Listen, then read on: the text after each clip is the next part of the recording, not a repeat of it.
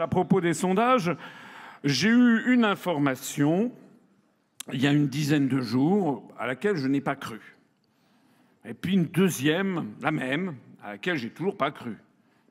Et puis une troisième, il y a quelques jours, à laquelle j'ai toujours pas cru. Et puis aujourd'hui, on me donne encore la même information, alors je vous suis quand même obligé de vous la livrer. C'est que dans les 4 cas que l'on m'a signalés, ce sont des adhérents de chez nous qui ont été sondés par des instituts. Et il paraît qu'ici, me dit-on, un institut a dit alors vous allez voter pour qui par téléphone? Alors, est-ce que vous allez voter pour Fillon? Non, a-t-il dit. Pour Macron? Non. Pour Mélenchon? Non. Pour Le Pen? Non. Pour Poutou? Non. Et à ce moment-là, le sondeur a dit donc je vous mets en abstention. Alors mais c'est une histoire vraie, et ça fait 4 fois qu'on me le raconte. Alors notre adhérent a dit non, moi je vote Asselineau. Et le sondeur a dit oui, mais ça n'est pas dans mon panel. Nous avons enquêté dans les cuisines des sondeurs et découvert des pratiques discutables. Des sondés rémunérés qui mentent dans leurs réponses. Non, ça m'embête pas du tout de répondre n'importe quoi. C'est que des sondages, hein. Des chiffres retouchés. Chaque sondeur fait ce qu'il veut dans ce domaine, c'est la liberté du sondeur. Des questions orientées. Cette question n'est pas neutre, voilà. Et elle va dans le sens du commanditaire. Frédéric Dabi dirige les sondages de l'IFOP depuis 14 ans. L'idée, c'est qu'on construise cet échantillon représentatif et que le plus possible, il ressemble à la France. Est-ce qu'avec 1000 personnes, vous allez pouvoir être représentatif? Je dis oui. Mentir au sondage a donc l'air très simple. Alors j'ai voulu faire le test et rentrer dans la peau d'un sondé menteur. Je me suis inscrit à des sites de sondage comme Maximiles, Opinionway ou Harris. Pendant des mois, j'ai menti sur mon profil. Tour à tour, je me suis fait passer pour un ouvrier du bâtiment, un jeune de 20 ans, une femme de 53 ans, un chef d'entreprise ou une grand-mère de 76 ans. Surtout, j'ai répondu à de nombreux sondages politiques sur les primaires, où en réalité, je ne suis pas allé, et sur l'élection présidentielle. Notre adhérent a dit non, moi je vote Asselineau. Et le sondeur a dit oui, mais ça n'est pas dans mon panel. Comment vous pouvez détecter des comportements comme le mien? On ne peut pas détecter quelques individus. On ne peut pas détecter quelques individus. Est-ce qu'avec 1000 personnes, vous allez pouvoir être représentatif? Je dis oui, je dis oui. C'est une arnaque, les sondages. C'est une arnaque. Quand on regarde les chiffres publiés dans la presse, notre adhérent a dit non, moi je vote Asselineau. Et le sondeur a dit oui, mais ça n'est pas dans mon panel. On est surpris de voir à quel point ils sont tout ronds, quasi parfaits. Mais c'est une illusion. Selon un récent sondage, il est crédité de 0% des voix. Quand je regarde les sondages qui sont publiés officiellement, dont on ne sait pas d'où ils sortent d'ailleurs, on me donne 0,0.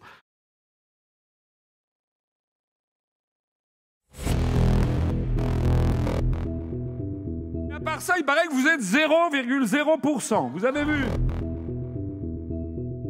Nous avons fait un rassemblement pour fêter les 10 ans de l'UPR, c'était le 25 mars dernier. Un certain nombre de vos confrères y sont allés, ils ont été sidérés par le nombre de personnes qu'il y avait. Il y avait 6500 personnes, et non seulement par le nombre, mais par la ferveur des gens.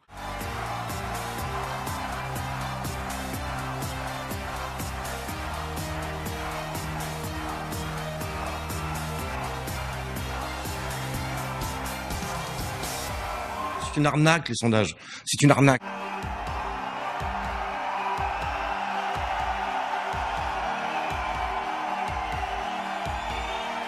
C'est une arnaque, les sondages. C'est une arnaque. Vous savez, sur Internet, Le site unionpopulairerépublicaine.fr, upr.fr est le site le plus consulté de tous les partis politiques français. Vous savez que les bookmakers britanniques me mettent en 5e position et eux, ils jouent de l'argent, donc pour eux, ça compte.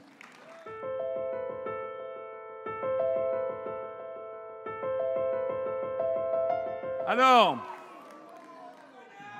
il semblerait, d'après ce que les conseils que divulgue M. Philippe de Villiers sur Internet, il semblerait qu'il faudrait payer pour être sur le panel. Mais où va-t-on ? Ça veut dire que finalement, les sondages qui nous sont donnés, on se demande d'ailleurs où est-ce qu'ils font pour trouver les 0,5 qu'ils me donnent, parce qu'ils doivent se dire quand même c'est un petit peu gênant, on ne sait jamais ce qui pourrait arriver. Franchement, on est dans non pas dans des armes de destruction massive, mais dans des armes de désinformation massive qui nous sont imposées. En 1994, j'avais décidé de faire un commando face à la liste Baudis, Raffarin, etc. Donc la liste maastrichtienne, et nous on était la liste anti-maastrichtienne. Et j'avais avec moi Jimmy Goldsmith, qui était un milliardaire, un brillant esprit, qui avait écrit un livre à succès qui s'appelait Le Piège, et qui s'est littéralement converti à l'anti-mondialisation après avoir profité de la mondialisation. Il était mon numéro 2. Et puis il y avait aussi Thierry Jean-Pierre, il y avait Charles de Gaulle, non célèbre d'un porte-avions, etc. Et donc, on remplit les salles, mais les sondages ne répondent pas. Mais vraiment, on remplit les salles partout, donc on ne comprend pas ce qui se passe. Et puis, alors à l'époque, on avait le droit, je ne sais pas si c'est encore le cas aujourd'hui, mais on avait le droit de faire appel à l'argent privé jusqu'à la hauteur d'un plafond, mais qui était très haut. Et donc, quelqu'un qui était sur la liste avait le droit d'apporter son financement personnel. Très important ce que je dis, parce qu'on était dans la légalité parfaite.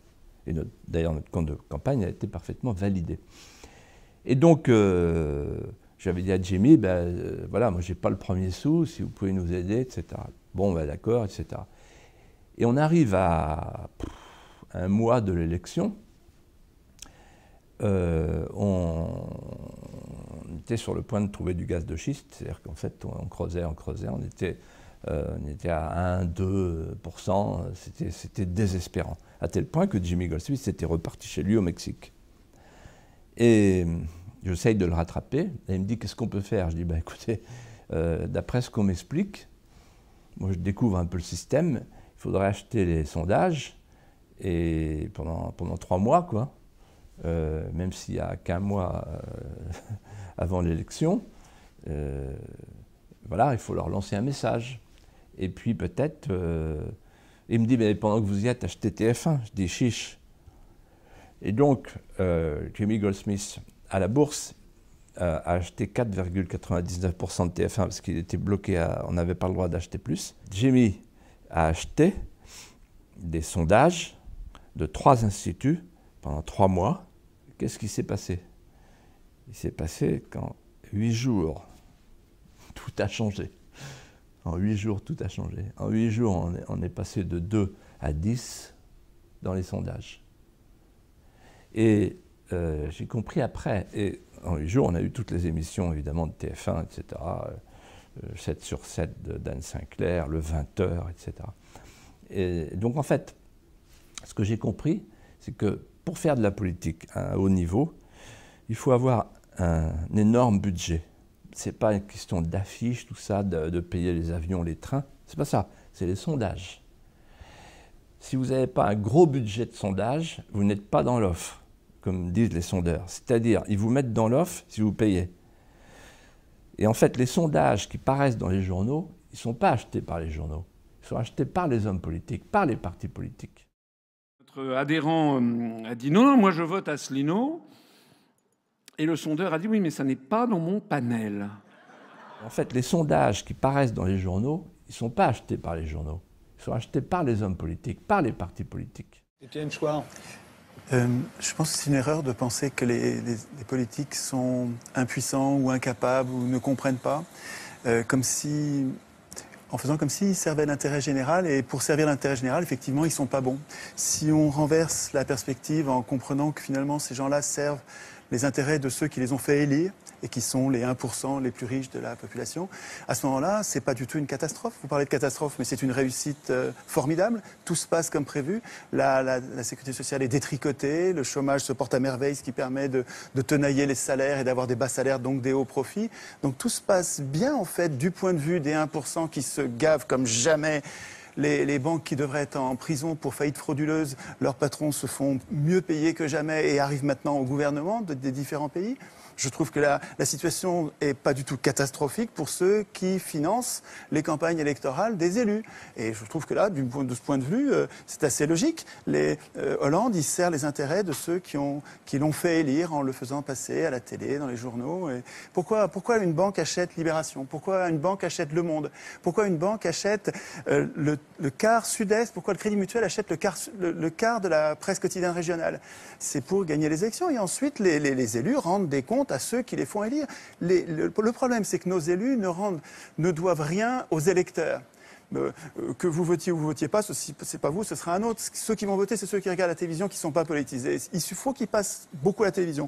Vous regardez les curseurs, c'est incroyable la similitude qu'il y a entre les courbes de passage à la télé et les résultats aux élections.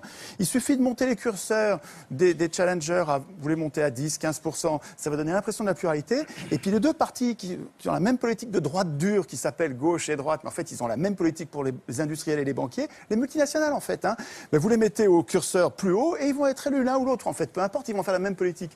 Alors évidemment, les gens sont gentils, ils croient les candidats au moment des campagnes électorales, et c'est notre gentillesse qui fait la déception après. Mais enfin, après 200 ans d'échec du suffrage universel, qui permet aux riches d'acheter le pouvoir politique, depuis qu'ils écrivent les constitutions, ces gens-là ont mis en place un système, d'abord censitaire, là au moins c'était clair, et ensuite universel quand ils sont aperçus. Tocqueville disait très tôt, donc début du 19e siècle, il disait « Je ne crains pas le suffrage universel, les gens voteront comme on leur dira ». Et ça fonctionne très bien. Donc, le fait de désigner des maîtres au lieu de voter des lois est une imposture politique. Nous ne sommes pas en démocratie. En démocratie, nous voterions nos lois. Nous-mêmes, un homme, une voix pour voter les lois, pas pour désigner des maîtres. Le fait de nous imposer de désigner des maîtres est une supercherie.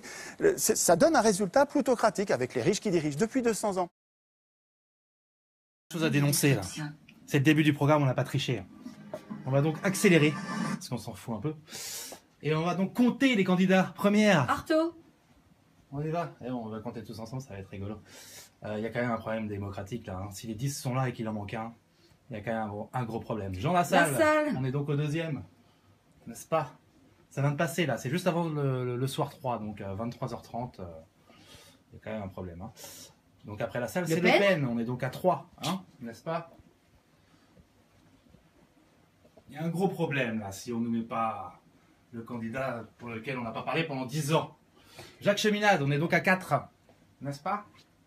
N'est-ce pas? Vous êtes d'accord avec nous, n'est-ce pas? Il y a un problème. Et puis on se dit que François Asselineau va passer. Mais non. Benoît Hamon, allez voir. 5e, Benoît Hamon. Allez, on continue. 6, Poutou. Poutou. Ouais, Poutou. Oh, Poutou, il est rigolo. Alors, le 7e, c'est qui? Le 7e, c'est Macron. Ouais, génial, super. Un mec qui dit rien pendant 1 minute. Hop. Donc, le 8e, ça va être Dupont-Aignan, bien sûr. Ouais, c'est ça, il va en manquer qu'un. C'est abusé ou pas? Donc, Dupont-Aignan, après, c'est qui? Mélenchon? Fillon. Alors, Fillon, il dit encore moins de trucs que Macron. C'est génial, les deux, là, franchement. Votez pour eux. On va avancer. On va bien avancer en direction du mur. Et donc, après, c'est Mélenchon. Alors, déjà, qu'est-ce que foutent Laporte et Soane, là? Faut m'expliquer ce qu'ils foutent en soutien, Laporte et Soane, là. On se demande. Mais bref. Mais il est ensemble. Et je crois qu'il va y en avoir qu'un dernier, et puis après, non, c'est fini. Ah, c'est fini. D'accord. C'est fini. Voilà. Bravo. Bravo la démocratie. N'est pas là.